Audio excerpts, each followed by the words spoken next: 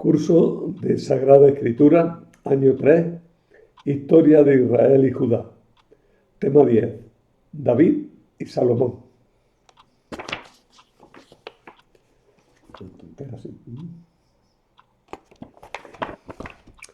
Bueno, pues buenos días, buenas tardes, buenas noches.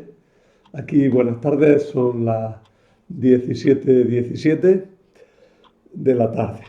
Así es que vamos a comenzar con este tema acerca de David y Salomón, con el que acabamos el primer trimestre de este año. Luego retomaremos las clases después de Reyes. Al final lo vuelvo a anunciar. Vamos a hablar, como habéis visto, de David y de Salomón. Y tenemos que decir, por tanto, que estamos en lo más protagonista, lo más principal, quizás lo más destacable de la historia bíblica. Y por otro lado, pues también unos periodos que solo conocemos a través de la Sagrada Escritura, como ahora después precisaremos en algún término. Empezamos por el reinado de David, que fue ungido, como sabéis, por el profeta Samuel, del que hablábamos el otro día. El reinado de David fue el reinado prototipo de toda la historia de Israel. David quedaría como el rey por excelencia, como el rey deseado, como el rey que se haría redivivo en el Mesías. Bueno, con esos elementos no es de extrañar que la historia bíblica, tal como la cuenta la Biblia, pues tenga unos caracteres muy especiales que no coinciden exactamente con la historia que llamaríamos científica, para la cual hay muy pocos datos. La figura de David. Los relatos acerca de esta época se agrupan en la llamada historia de la ascensión de David. En español, si decimos eso solo, se queda así muy corto, porque David no subió a los cielos. Bueno, espero que esté en el cielo, claro. La ascensión de David se refiere a la ascensión al trono. ¿Cómo llegó David a ser rey de Israel y de Judá? Bueno, pues eso lo cuenta una larga sección de los dos libros de Samuel.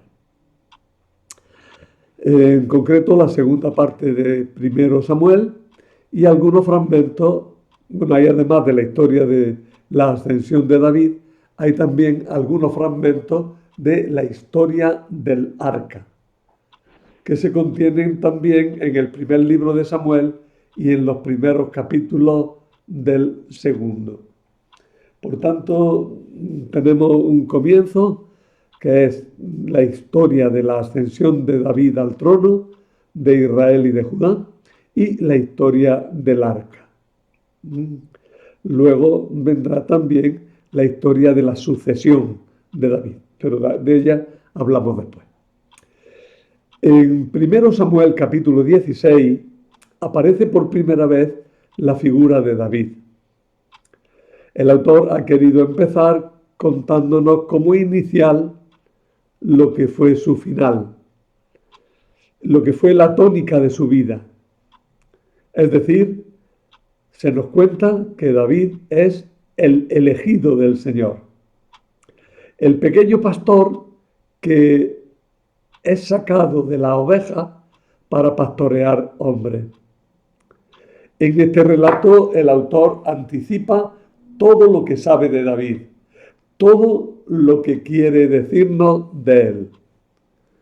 David es bello, es valiente y sobre todo cuenta con la bendición de Dios, a pesar de ser el más pequeño de sus hermanos.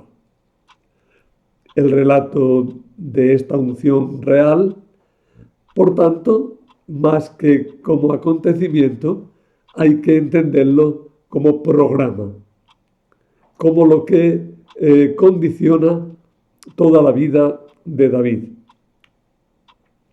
¿Qué se sabía de David realmente? ¿Qué tradición había acerca de David? Pues se sabían unos cuantos datos. Que hubo un guerrero que llegó a gobernar Judá con el nombre de David y que estableció una dinastía en Jerusalén.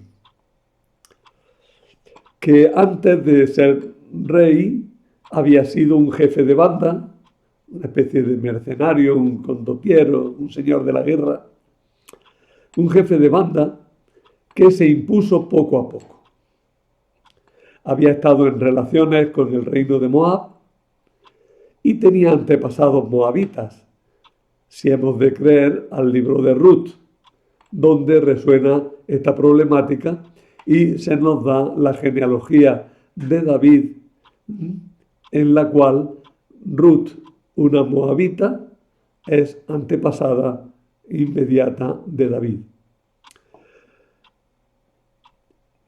Sus relaciones con Saúl, el primer rey, el primero que ungió Samuel, no son claras, ya que en algunos relatos David aparece como miembro de la corte de Saúl, en la que actuó como músico, quizá para calmar los accesos de locura de Saúl.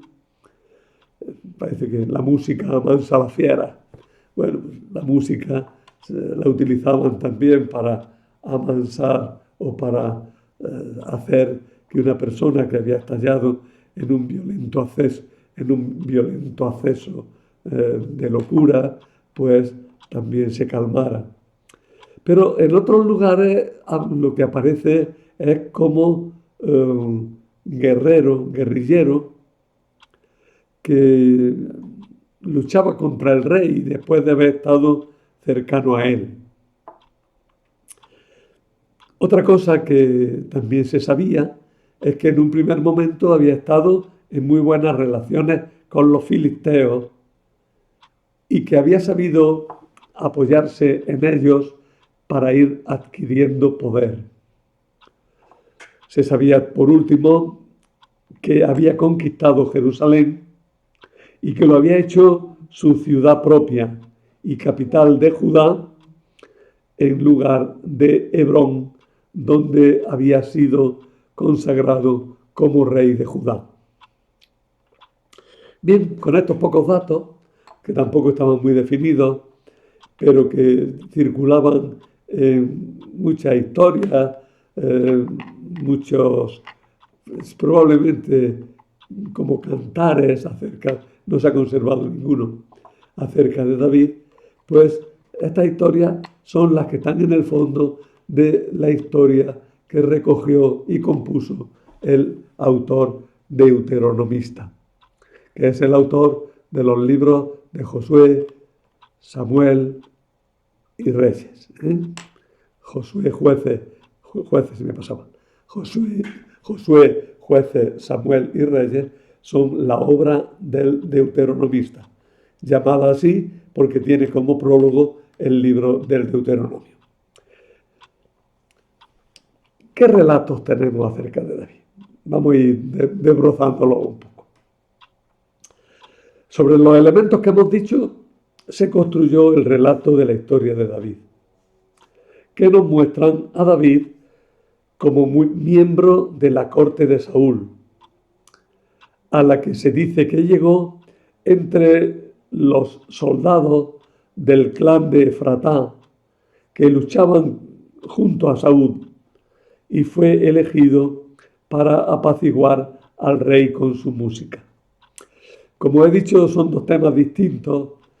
No sabemos hasta qué punto los dos son igualmente válidos y por qué ambos llegaron a popularizarse.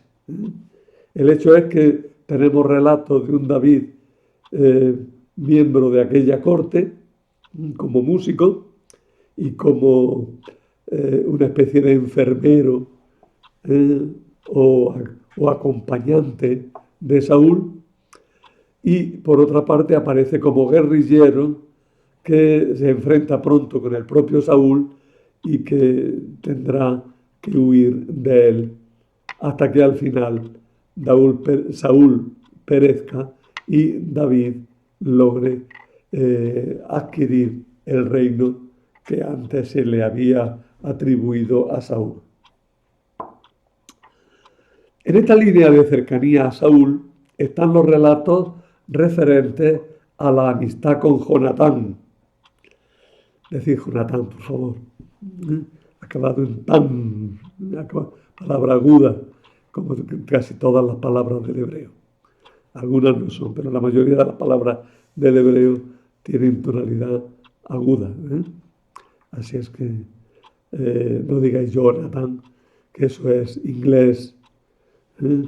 Como mucho Jonathan. Lo que pasa es que en castellano la J inicial se aspira. Jonathan. Bueno, el caso es que David fue amigo del hijo del rey Saúl, el heredero además, Jonatán. Y además también se nos cuenta que se casó con una hija de Saúl llamada Mical. Y en ese ambiente, pues también se nos cuentan las hazañas guerreras en la lucha contra los filisteos, con los cuales después el mismo David tuvo alianza y posteriormente, pues probablemente tuvo enfrentamiento. La ruptura de David con Saúl fue producto de los celos de Saúl, al ver cómo crecía el prestigio militar de su subordinado. David le caía bien a la gente, y la gente pues lo ensalzaba, y eso fue suficiente para que a Saúl le entraran grandes celos de David, tanto que incluso reprobaría a su hijo Jonatán el que tuviera amistad con David. La ruptura de David con Saúl vino precisamente, como digo, por esos celos, y tuvo que abandonar la corte, y con una banda, dice que de gente que no tenía otra cosa que hacer, recogida pues por un lado y por otro, David actuó como guerrillero por el país, huyendo, dicen, de David. Los episodios que se nos narran en esta época nos muestran a un personaje que organiza una banda guerrera y que va imponiendo lentamente pero eficazmente su control sobre la zona de Judá, es decir, la zona sur de la tierra prometida. Hay que destacar el respeto que David mostró siempre por Saúl, al que reconocía como ungido del Señor y contra el cual nunca tomó la iniciativa de atacar. También se destaca que su colaboración con los filisteos nunca lo llevó a luchar contra Israel, sino más bien contra los enemigos tradicionales de Israel, como son los amalecitas. Como veis, en todo esto, aun siendo lego en cómo se construye la historia, nos damos cuenta de que hay mucho de propaganda en favor de Saúl. ¿Quién era, pues, David? La palabra David significa comandante, y con este significado se encuentra en los textos encontrados en la biblioteca de la ciudad de Mari, donde Hammurabi había hecho una destrucción muchos siglos antes. Allí la palabra Davidum aparece con ese sentido, de comandante, de hombre que está al frente de un ejército. Muchos piensan que se trató de una especie de mote la gente lo designaba como el comandante, y un título, si queréis, que a él le gustó y lo quiso mantener, y se quedó como apellido para su familia. Otra hipótesis sobre este nombre, que es extraño en hebreo, es que significa amado del Señor, nombre que coincidiría con el de su hijo Yedidías, que luego fue llamado Salomón, según nos dice el mismo libro de los Reyes. El hijo de David, llamado Yedidías, cuando subió al trono, tomó el nombre de Salomón. Y Yedidías significa amado de Yahvé, amado del Señor. Y ese nombre se lo atribuyen algunos también a David, pues dicen que la palabra David significaba eso, amado del Señor. Sabemos también que en Judá los reyes tomaban un nuevo nombre al empezar a reinar. Bueno, eso es una costumbre de siempre, en todos los países. Todavía actualmente, cuando el actual rey de Inglaterra, Carlos III, iba a empezar su reinado después de la muerte de Isabel II, los periódicos se hacían comentarios de qué nombre tomaría para reinar, ¿no? De hecho, su padre y su tío, su padre Jorge VI y su tío Eduardo VIII, habían tomado un nombre distinto de los habituales para ser llamado en casa. Por eso a los reyes se los suele bautizar todavía con muchos nombres, ¿verdad? Bueno, es una cosa, pero es probable, como digo, que David sea un nombre de trono, y que se llamase de otra manera. Algunos, ahora después veremos, dicen que quizás se llamaba el Canaán, pero ahora veremos por qué. David comenzó su reinado al ser ungido rey de Judá en Hebrón. Es verdad que se dice que Samuel lo había consagrado rey tiempo antes, pero era una consagración secreta que no tuvo un efecto inmediato. La consagración que tuvo efecto real fue cuando en Hebrón los hombres de Judá lo consagraron rey. Y esa unción la Biblia la presenta en conexión con la muerte de Saúl. Pues la Biblia quiere dejar claro también que Saúl también controló Judá. David en Sicelag, donde tenía su base de operaciones por concesión de los filisteos, se enteró de la muerte de Saúl y dejó clara su inocencia en su muerte, mandando matar al que se jactaba de haber dado muerte al rey. Enseguida, por mandato divino, ocupó Hebrón y fue consagrado rey de Judá. Cuando murió Saúl, el general de su tropa, pues, llamado Abner, como digo, hombre fuerte del reino del norte, nombró a otro hijo de Saúl, llamado Isbaal, como rey sucesor de su padre.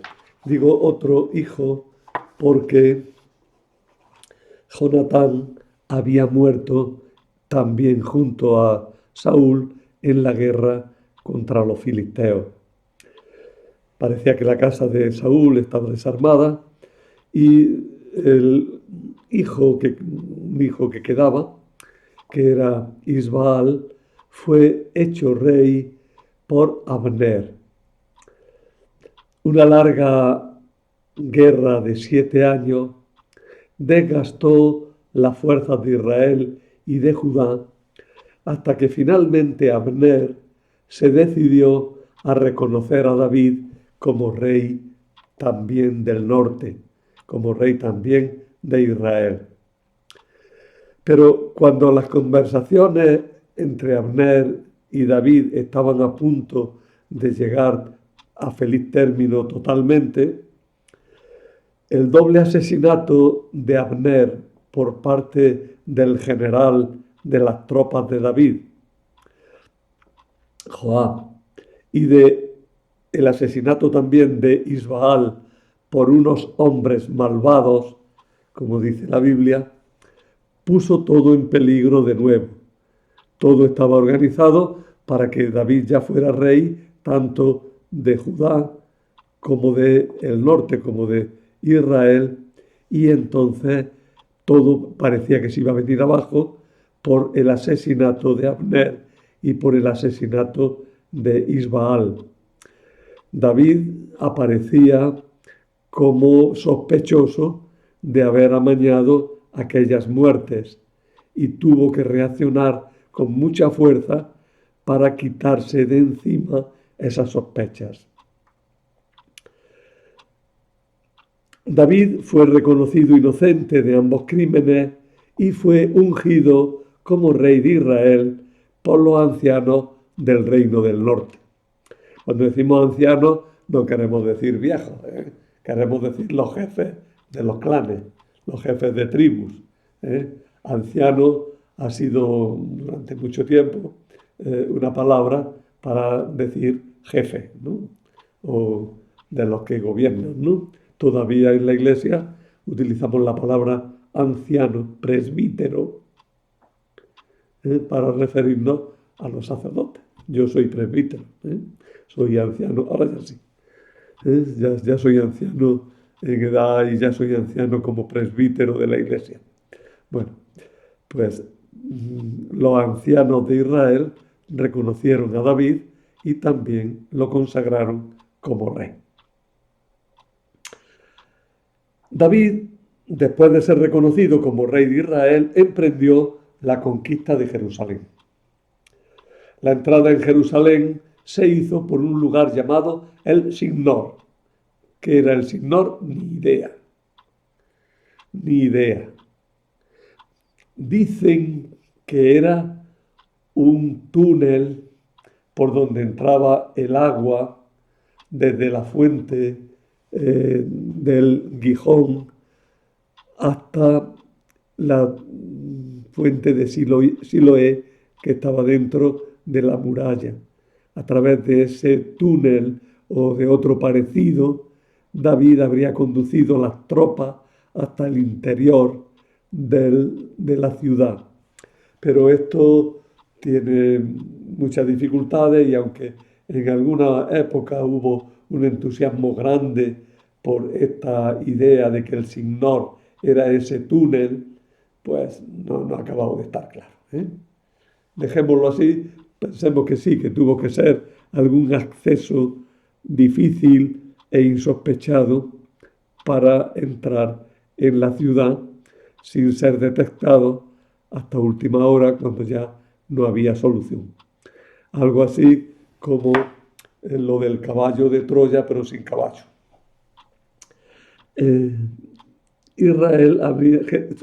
David habría entrado por el Signor hasta la ciudad de David, llamada así porque él la conquistó, hasta la ciudad de Jerusalén, y allí se habría establecido como rey. Es curioso que esta entrada de David en Jerusalén pues dejara una anécdota que luego tendrá importancia, sobre todo en los evangelios. Y esta anécdota es que como la ciudad de Jerusalén estaba muy bien fortificada, los habitantes de Jerusalén decían, burlándose de David, tú aquí no vas a entrar, bastan los ciegos y los cojos para rechazarte. y cuando entró David en la ciudad, se sintió mal y dijo que no quería ciegos ni cojos a su alrededor de ninguna manera. Y eso se quedó como costumbre e incluso se impedía el acceso de los ciegos y de los cojos al templo. En realidad, esto es una costumbre que tiene que nacer más bien de una consideración de la impureza del que tiene debilidades físicas, que por tanto no puede entrar en contacto con el rey, que siempre es una figura que está en contacto con los santos.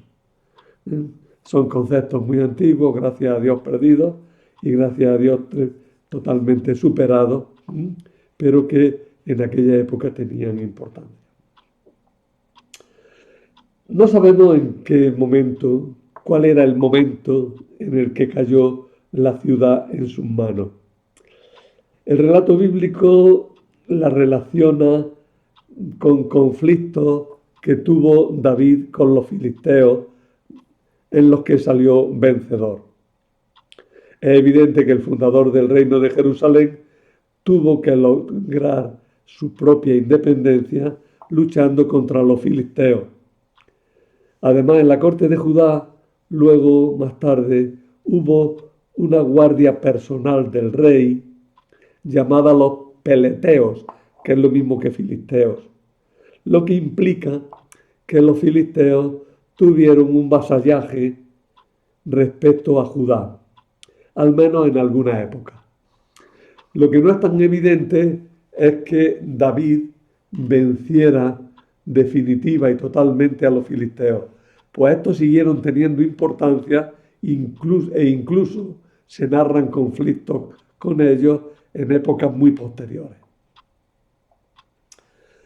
Y hasta ahí tendríamos cómo David ha llegado a ser rey de Israel y de Judá y además ha establecido su capital en Jerusalén. Ahora tiene que dar importancia y dar valor a su ciudad. Todos los autores disertan ampliamente sobre la importancia política de la conquista de la ciudad de Jerusalén, la sagacidad de David al convertirla en su capital personal, haciéndola de paso capital religiosa de todo Israel, al establecer en ella el arca de la alianza. Es decir, David tuvo la vista de constituir Jerusalén como el principal templo de Israel. Y para ello trasladó allí el objeto sagrado más importante de los israelitas, el arca de la alianza. El traslado del arca de la alianza a Jerusalén llevó consigo el establecimiento de un santuario central, donde el Señor hace morar su nombre santo. Jerusalén será así el centro de la mirada de todo Israel y garantía de la fe monoteísta a la que se irá llegando progresivamente gracias a la predicación de los profetas. Sin embargo, la construcción del templo no se le atribuye a David. David fue el que llevó el arca a Jerusalén, pero la estableció en una tienda de campaña, como lo fue la tienda del desierto. Fue Salomón el que construyó el templo y además lo declaró templo único, cosa que, a pesar de que teóricamente debería ser así, no se logró hasta la época de Josías.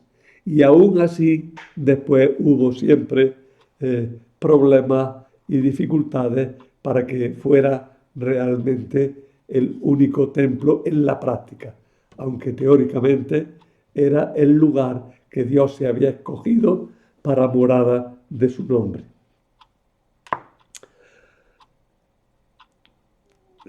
A David, sin embargo, no queda al margen de la construcción del templo. A David se le atribuye todo lo necesario para que la construcción pueda llevarse a cabo. Trajo el arca, eligió el lugar, organizó el culto, hizo acopio de materiales. De esa manera, no solo las pretensiones de los reyes de Judá se apoyan en David, sino que también las pretensiones cultuales de los sacerdotes de Jerusalén tienen un buen patrono, como lo fue el rey David. En cuanto al sacerdocio, queda claro que tras un periodo de preeminencia del sacerdote Abiatar en tiempos de David, el sumo sacerdote quedó finalmente para la familia de Sadoc en tiempo de Salomón. Además de conquistar David Jerusalén, se le atribuye la construcción de lo que podríamos llamar un imperio grande para aquella época. ¿Veis? Todo esto que está naranjo, de color naranja, sería el territorio que controló David y que pudo hacerlo porque había un vacío de poder en los reinos importantes de su alrededor. Tanto los egipcios como los asirios estaban en una época de decadencia. Y eso permitió que David construyera un reino grande. Tras describir cómo David llegó al trono y destacar su sabiduría política, al establecer a Jerusalén como capital en terreno neutral entre el reino del norte y del sur, porque en realidad Jerusalén pertenece al territorio de Benjamín y por consiguiente al territorio del norte. Sin embargo, David la hace su capital propia y por tanto también relacionada totalmente con Judá.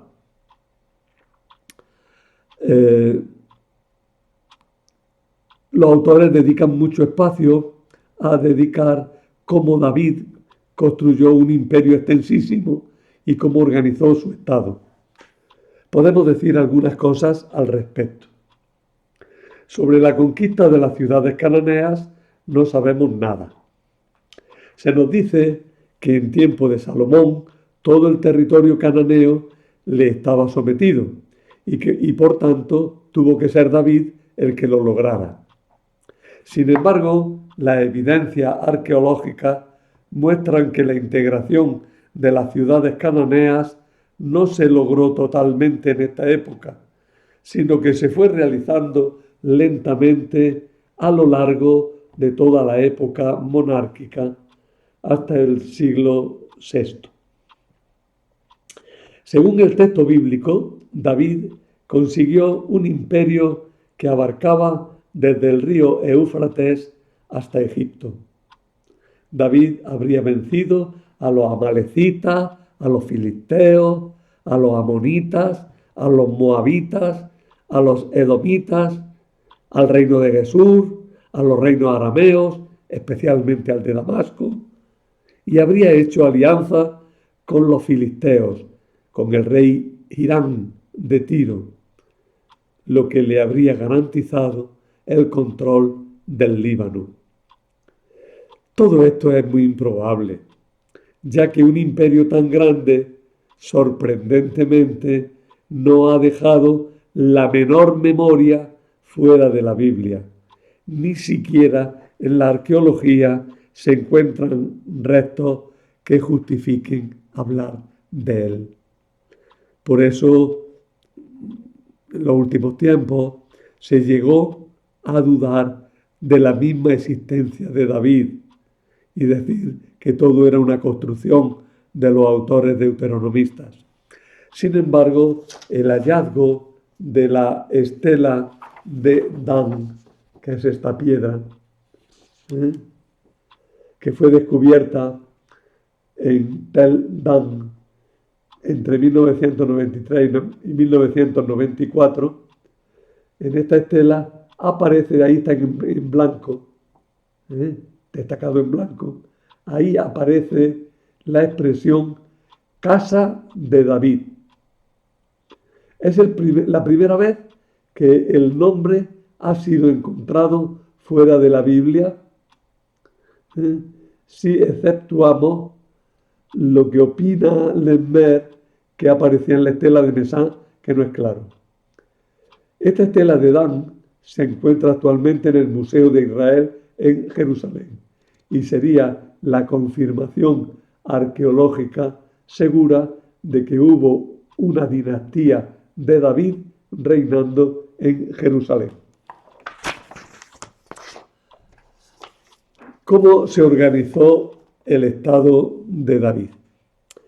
Este es otro de los puntos donde, a mi juicio, se desborda la fantasía de los autores actuales, o ya un poco menos actuales, que partiendo de un par de listas de funcionarios muy retocadas a lo largo de los siglos y de algunos relatos con finalidades diversas, pues a partir de eso, que es muy poco, construyen todo un edificio sin base real.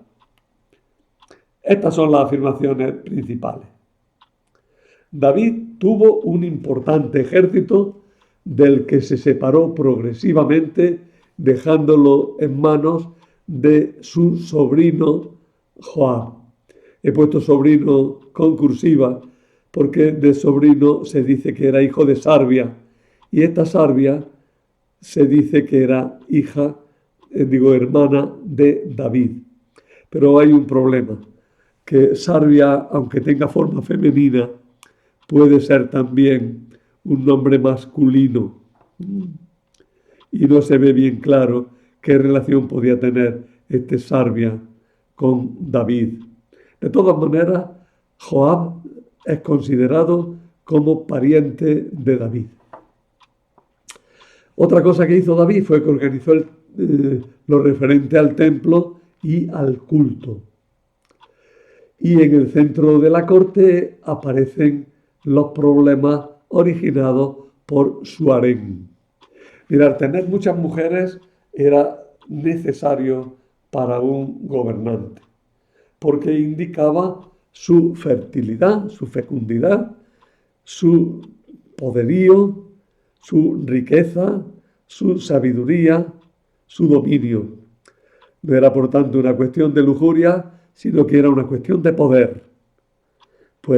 Pero era también una cuestión de disolución dentro de la familia.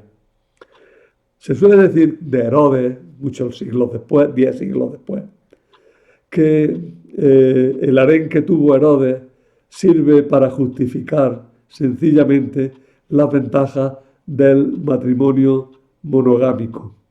Bueno, pues el harén de David parece que también nos ayuda a entender las ventajas de la monogamia frente a la poligamia, ahora que la poligamia sucesiva está totalmente actual entre nosotros. Fue un harén mal administrado, porque un buen gobernante tiene cosas mejores que pensar, que en las cuestiones de su harén.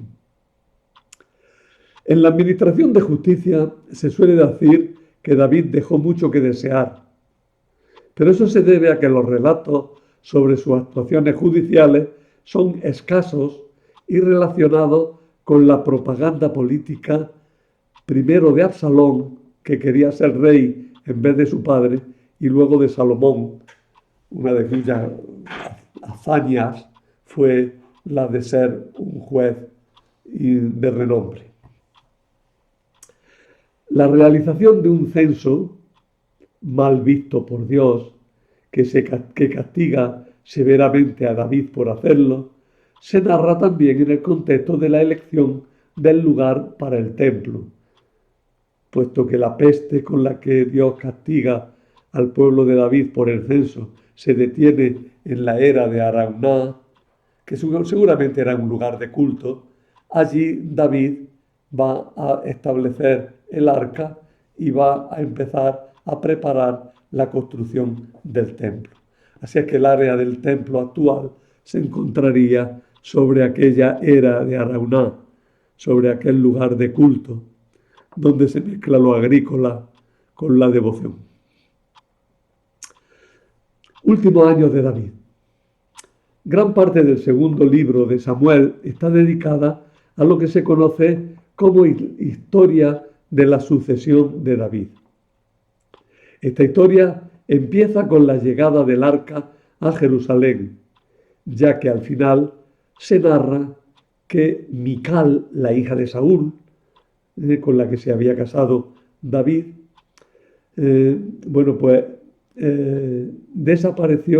despreció, se dice que Mical despreció a David, porque David, cuando llevó el arca a Jerusalén, iba danzando y por lo visto iba ligero de ropa, y a ella le pareció una vergüenza que el rey se comportara como un juglar, danzando delante del arca.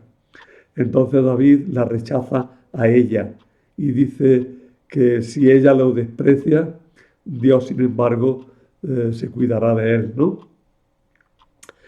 A los hijos del redactor, y por tanto Mical no tuvo hijos. Y a los hijos del redactor de la Biblia, un hijo de Mical, que sería nieto de Saúl, habría sido el heredero perfecto para David. Pero al fallar este hijo, se abrió la cuestión sucesoria con toda su crudeza. Pero que también hay que tener en cuenta otra cosa, y es que Dios, por medio del profeta Natán, le había hecho a David una promesa, la promesa mesiánica, según la cual Dios, por medio de Natán, insisto en ello, está en el segundo capítulo, en el capítulo 7 del segundo libro de Samuel. Ahí leemos: uno de tus hijos se sentará por siempre en tu trono. Es verdad que la promesa tuvo al principio un sentido muy limitado, refiriéndose probablemente a Salomón, pero a la larga los israelitas establecerían en esa frase una promesa que llega hasta el Mesías. El Mesías sería el hijo de David que se sentaría por siempre en el trono. Todavía San Lucas en la Anunciación dirá que el ángel aludió a esto. Ambos elementos, inseguridad del heredero y seguridad de la herencia, movieron toda la historia final de David. En la historia de David quedó como un recuerdo muy bueno. Y sin embargo, también tuvo puntos negativos. Quizá uno de los más fuertes, su pecado con la mujer de Urías, al que hizo asesinar para quedarse con su mujer. Su incapacidad para gobernar a sus hijos que se pelearon de mala manera. Su mala administración de la justicia. Los malos consejeros que, lejos de ser sabios, lo equivocaron, lo llevaron a veces por mal camino. La intriga de los dos hijos que al final quedan destacados, Adonías y Salomón, para conseguir el trono. Adonías llega a dar un golpe de estado, pero es contrarrestado por otro contragolpe de Salomón, que cuenta con la aprobación de David.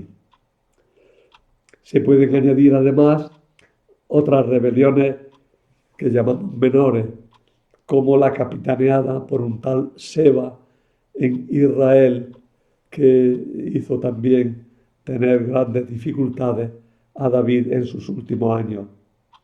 Pero a pesar de tanto desastre, de tanto asunto turbio, la figura de David logra salir idealizada y el sentimiento que produce en el lector es de simpatía y de admiración por el elegido del Señor. y me veo obligado a acabar aquí la primera parte de este tema y hacer un tema segundo, una segunda parte de este tema en una charla que daré a continuación, pero independiente, de forma independiente. O sea que con esto acabo la primera parte del tema que habla de David y Salomón, que hemos hablado solo de David. La segunda parte hablaremos de Salomón. Viene bien el momento en el que pasa esto porque será en las vacaciones cuando quizás tengáis un poco de tiempo y podáis ver también el tema, de la segunda parte del tema, que ya digo, la voy a dictar pronto, pero que queda, quizá ahora mismo si puedo, pero que queda como eso, como un tema diferente. Sería tema 10b, ¿eh?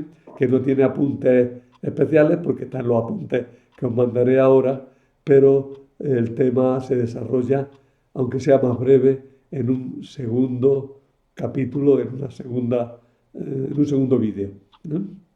Así es que con esto acabo esta primera parte.